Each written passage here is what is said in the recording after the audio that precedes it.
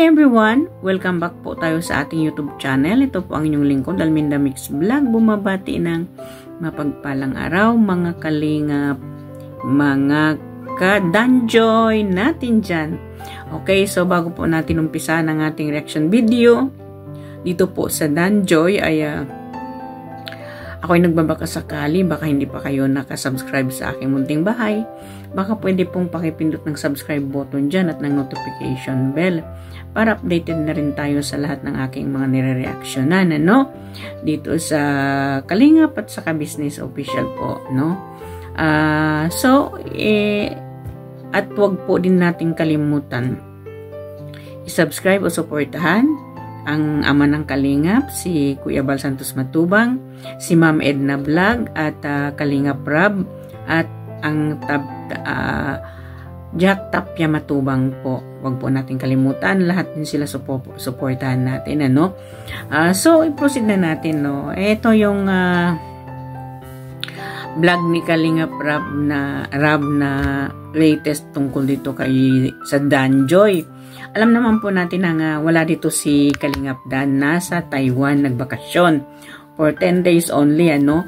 Pero parang ang tagal-tagal na, sabi ni Papa Dan, ni Kalingap Dan, na para daw kasi ang tagal-tagal na ng 10 days lang, no? Parang naging long distance relationship na sila nitong si Joy Diwata, samantala 10 days lang yun. Ikaw talaga Papa Dan, ano? Ang Superman ni Joy. So yun na nga, at syempre, kumbaga, time na pagbibisit, no? Kay syempre ito si Kalingap Rab, hindi talaga niya makakalimutan, hindi bibisitahin ng kanyang mga beneficiary. So although wala si Kalingap Dan dito,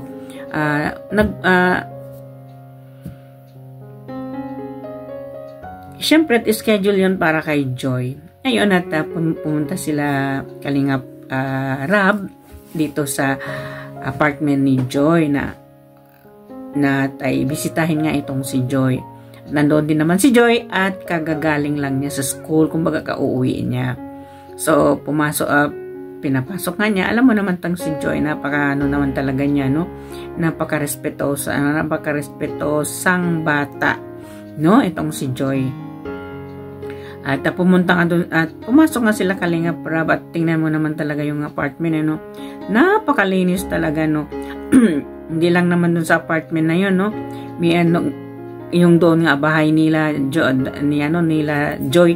Ang linis-linis talaga ng bahay nila, no? Wala kang makikita. Talaga parang well organized talaga, no? Itong si Joy, no? So napansin nga yun ni Kalingap Rab na ang linis-linis daw talaga ng apartment ni Joy, no? At ayun pa kay Kalingap Rab ay nabalita niya medyo tumaas daw yung renta ng apartment na yon. Instead of 7,500 naging 10,500 na ngayon. Kumaga 3,000 talaga ang 3,500 ang inangat, 7,000 pala yun noon. Sorry po, no, nagkamali. So yun na, at syempre parang manginayang din sa Kalingap Rab doon. Instead na may magamit pa si Joy doon, no, may mga apartment naman maganda na rin.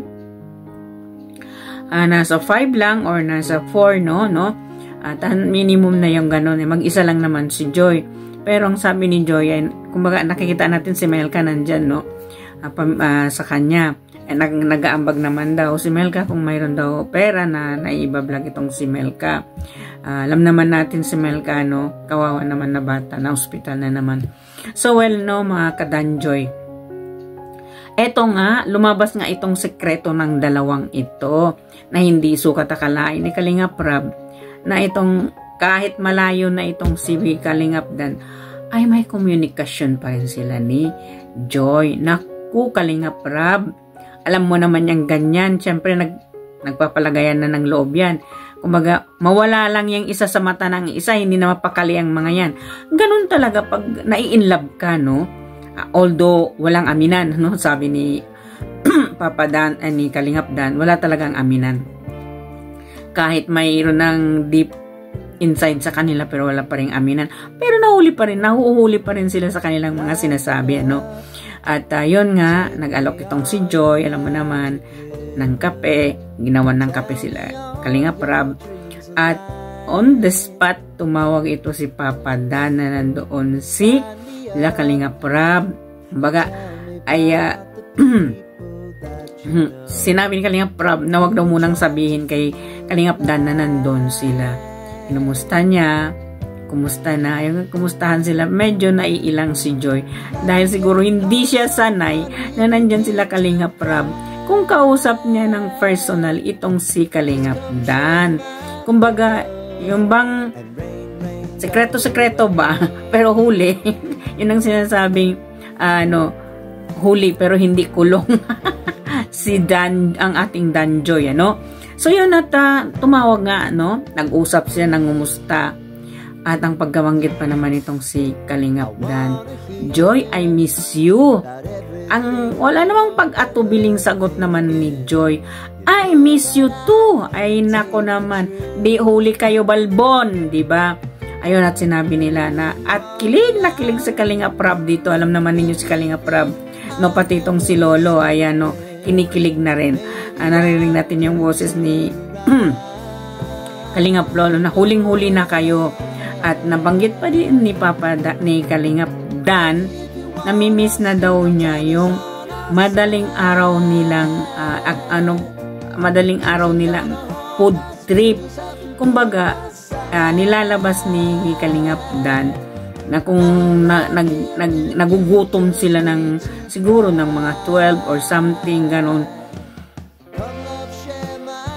niyayaya niya itong si Joy, At pero may pahintulot naman yun ni Kalingap Rab kasi ang maganda naman talaga dito kay Kalingap Dan, si Kalingap Edu, si Kalingap Dan, si Coach Ralph, si Pong o itong si Carl ay nagpapaalam sila kung iniimbitahan nila yung kanilang mga love team. Nagpapaalam sila dito kay Kalingap Rab.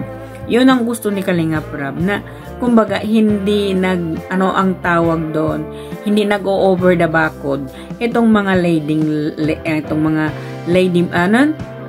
leading man, nabubulol tayo, sorry po, leading man ng Kalingap Boys, dito sa kanilang mga ka-love team na leading lady ba? Yung ba? Bahala na kayo kung ano yun. Basta, mag-comment lang kayo kung mali ako. Yun. At, namimiss daw niya yun. Ayun, nahuli nga ni Kalingap Rab na itong dalawang ito talagang malalim. Kumbaga, may malalim na talaga silang pag-uunawaan nila na yung bang malalim na pang malalim ng mutual understanding nila, malalim na. Kumbaga, alam naman natin na si Kalingap Dan ay nagpaalam na doon sa nanay ni Joy, naliligawan niya si Joy.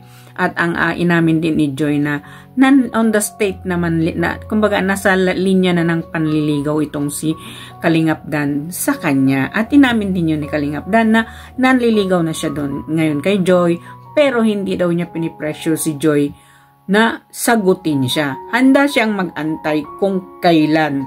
Kasi alam naman natin nag-aaral pa itong si Joy, At ayun, nahuli nga sila sa mismong mga sinasabi nila. At syempre, nahihiya itong si Joy na nandun sila Kalingap Rab. Hindi siguro siya sanay na magkipag-usap kay Kalingap Dan na nag-video call sila. Nga nandun sila Kalingap Rab. So, yun na nga at nagpaalam na rin itong si Kalingap Dan. I miss you o Joy na naman. Miss you too na naman. Parang nahiya pang sagot ni Joy, Kasi nandun nga sila Kalingap Rab. Yun at ay yun ang kakilig-kiligan ng mga Dan Joy doon sa mga sweet nilang changing of words ng mga sweet nilang sinasabi. Ito talaga si Papa Dan, hindi na talaga mapakali at hindi na makapag-antay umuwi. Ay miss na talaga daw niya ang kanyang diwata. Anong sinasabi pa nga niya ay, hello my love. Naku, talaga naman, kumbaga, sa love team kasi mga kalingap, mga ka-Dan Joy, mga chika minute natin dyan. Hindi kasi maiwasan ang hindi ka ma-inlove doon sa kalab team mo. Kaya nga, bawal ang my girlfriend, bawal ang my boyfriend sa love team kasi magkakaroon ng issue yan, magkakaroon ng third party. While pareho kayong single si boy, single si girl, magka-love team pa kayo, magpapag-love team kayo ng inyong director. Wala magagalit doon. Katulad na lang nitong sila Joy at katulad na lang itong si Kalingap Dan. Alam naman natin si Kalingap Dan on a relationship before, pero bago siyang nag-enter sa love team, binura muna niya yung mga ganon para hindi maano din doon sa kanyang pagla-love team, no? Maganda rin yun. At saka din kasi, parang sagabal din kasi ang my girlfriend o ang my boyfriend kung magla-love team ka kasi syempre maiilang ka at may girlfriend yung babae o yung lalaki, may boyfriend yung babae, magkailangan kayo at nandoon kasi rin yung pagsiselos ng original na girlfriend doon sa love team, no? Alam naman natin yan kahit naman hindi dito kay Kalingap Rab, kahit dito sa mga lalong-lalo na sa mga artista, nandyan yung mga nag-aaway-away talaga sila dahil sa love team, no? Nagkahiwalay yung original na girlfriend dahil sa love team. Alam natin yun. So, mas maganda yung ginawa ni Kalingap Rab na para walang gulo, para walang bawat isa sa kanila ay walang girlfriend and boyfriend. Hindi niya pinaglalab team kung mayroon man silang mga karelasyon bawat isa. Kasi pangit nga yun, di ba? So, yun ang nangyari dito. Kaya nga, ang mga naglalab team ay nade-develop yan dahil nga pareho silang single, no? Yun nga, mga hindi single na naglalab team, iniiwan yung girlfriend dahil sa love team, di ba? So, ito dito, kay Joy at saka kay Dan, no? Ang ganda rin naman talaga ng umpisa ng kanilang love story.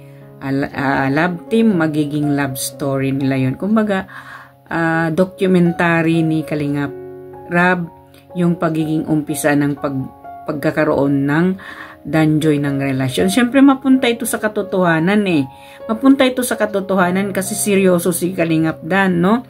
Sa tingin ko si Kalingap Dan ay very serious. Seryoso siya kay Joy. No, hindi naman siguro siya tatawag doon sa Taiwan o sasabihin niya kung anong nasa loob niya, sasabihin niya hindi siya sanay na magkalayo sila ni Joy. Ganon pala ang feelings ng malayo ka sa taong minamahal mo. Hindi mo naman masasabi yun kung talagang wala ka talagang nararamdaman dito sa kalab team mo, no? Katulad na lang ng nilabas na kalooban sa loobin ni Kalingap Dan na ayaw na daw niya ng ganong sitwasyon. Ayaw niya na ng ganon na mapalayo kay Joy. Ayaw niya na talaga ng ganon kasi hindi siya sanay. Mahirap daw talaga pala ang nararamdaman ng isang tao pag malayo doon sa minamahal. Ganon talaga Kalingap Dan, no? Hindi basta-basta ang long distance relationship, no? Para kang baliw. Yun lang ang masasabi ko. Para kang baliw pag long distance relationship, para kang baliw. Ganon. So, yun nga at kung hindi seryoso si Kalingap Dan, hindi niya masasabi doon mismo sa pag-video call nila ni Joy at nandoon mismo sila Kalingap Rab na sinasabi niya kung ano yung nasa loobin niya na ayaw niya talaga malayo dito kay Joy, no? Kumbaga ba kasi sa lahat-lahat ba naman ng mga naging naliling kay Kalingap Dan ay etong si Joy ang napusuan talaga ni Kalingap Dan.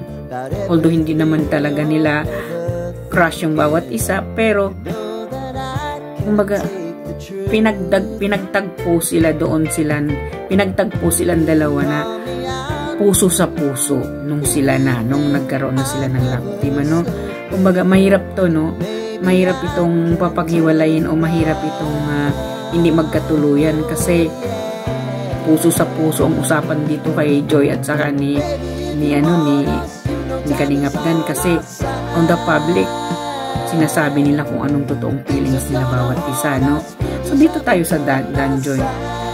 Kumbaga Itong mga love team kasi ni Kalinga Prab, iba-iba kasi sila ng style, no? Ang Danjoy, seryoso. Kasi seryoso si Kalinga Dan, no? Yung naman kay Jomar at saka kay Carla, medyo may pagkakwela. Kasi itong si Jomar, ano kasi siya, joker, no? Ito naman kay Edsy at saka kay hindi mapagsalita, tinginan lang at tawan, ang tawa. Kumbaga yung expression nila, how they express their feelings each other, tawa, ngiti, o yung tatahimik silang dalawa, etong Edsy. Pero naman itong Danjoy, burgar naman sila, pero seryoso, no? Etong kay Carla naman at saka kay Papa Jones ay makwela na nakakatawa na funny ba? Yung bang good vibes, may pagka good vibes itong kay Carla at saka kay Papa Jones, no? 'Di ba? So magkaiba-iba yung mga nila, yung mga ng kanilang love team, Pero bagamat kung ano man yung nila, estilo nila, no, sa pagla-love team, sa banda huli sila pa rin to. Kasalan pa rin ang kahantungan ng mga love team ni Kalinga Prab na ito. Magpupustahan tayo. Diba? So, mga Kalingap, mga ka-Danjoy, sana po nagustuhan ninyo ang aking reaction video. Paki-share, likes, at comments, at subscribe po ng aking munting bahay at ang aking mga video. Paki-share, likes, at comments po ninyo. Please support po natin ang bawat isa, mga Kalingap, mga ka-Danjoy natin dyan. At hanggang dito na lang, please do subscribe ka Kalinga Prab, Ama ng Kalingap, si Kuya Bal Santos Matubang, Ma'am Edna Vlog, Jack Tapia Matubang, at lahat po ng mga K-Boys at ang mga kasamahan ko pong reactor sa Karepa at kasamahan ko rin pong reactor dito sa Ka-Business. So ito po ang inyong lingkod, Alminda Mix Vlog nagsasabi, may Allah bless us all. Maraming salamat po. See you again mga Danjoy. Ayan, nakikilig tayo dito sa I Miss You at I Miss You Too nila na ito, no? Diba? Noong nakaraan, I love you at I love you too. Ngayon naman, I miss you at I miss you too naman. Ano ba yan, Danjoy? Ano na? I do at yes, I do na sa susunod na ito, diba? So, well, maraming salamat po. Hanggang dito na lang. Bye-bye. See you again.